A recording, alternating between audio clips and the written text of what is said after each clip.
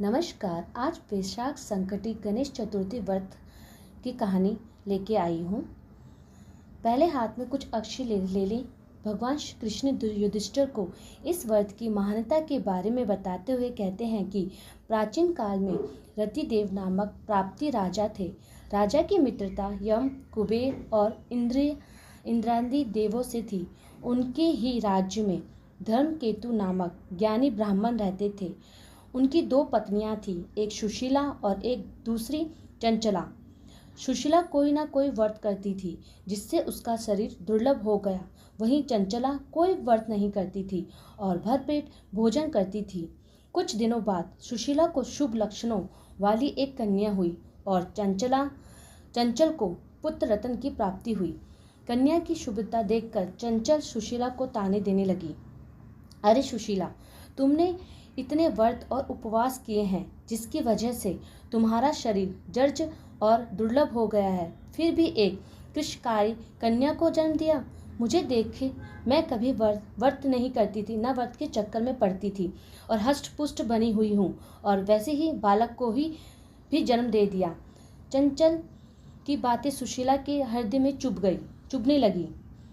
वैशाख चतुर्थी के दिन सुशीला ने पूरी भक्ति भाव के साथ संकटनाशक गणेश चतुर्थी का व्रत किया। व्रत से प्रसन्न होकर गणेश जी ने दर्शन दिए।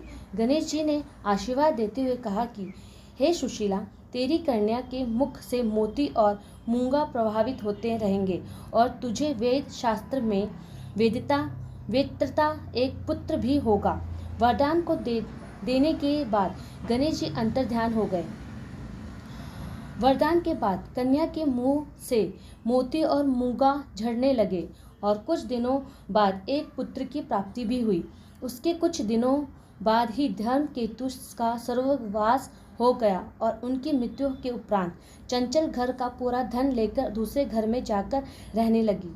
लेकिन सुशीला पति के घर में रहकर ही पुत्र और पुत्री का पालन पोषण करने लगी। कन्या की वजह से सुशीला के पास काफी धन एकत्रित हो गया। इस कारण चंचल सुशीला और उसके परिवार से ईर्ष्या करने लगी। एक दिन हत्या के उद्देश्य से चंचल ने सुशीला की कन्या को कुएं में धकेल दिया। कुएं में गणेश जी ने सुशीला की कन्या की रक्षा की और वापस माता के पास भेज दिया। कन्या को जीवित देखकर चंचल का मन उद्विग्न हो उठा। वह सोचने लगी कि जिसकी रक्षा सब ईश्वर कर रहे हैं हो, उसे कौन मार सकता है। इधर सुशीला अपनी पुत्री को पुण्य प्राप्त कर प्रसन्न हो गई और गणेश भगवान का धन्यवाद कहा और प्रार्थना की।